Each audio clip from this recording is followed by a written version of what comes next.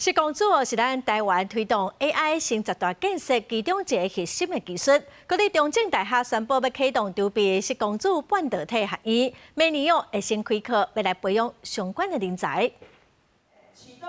在国立中正大学校长的带领之下，来自产官学的代表做伙见证施工组半导体学院的筹备。学校暗算明年2月先开办微学分课程，2027年9月进行硕士的招生。 要替次世代半导体的关键技术培育高阶的科技人才。盘点校内跨领域的师资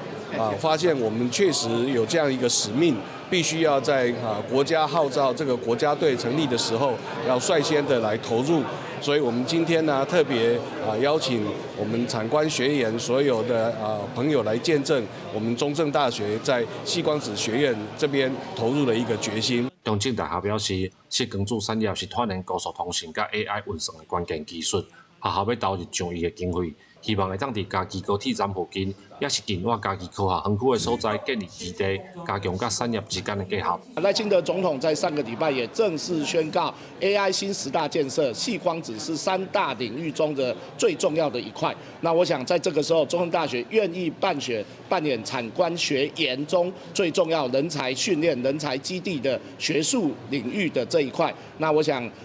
整个中央部会也都愿意来支持中正大学。 政府推动 AI 新10大建设，施工组是3大核心关键技术之一。中正大学暗算伫2030年正式成立施工组半导体学院，预告当年会当来栽培10名博士、60名硕士、甲40名学士。嘉义县政府表示，透过中央地方甲3学的资源整合，施工组半导体学院的成立，对嘉义甲全国 AI 的产业发展拢有正重要的意义。记者林慧婷，嘉义报道。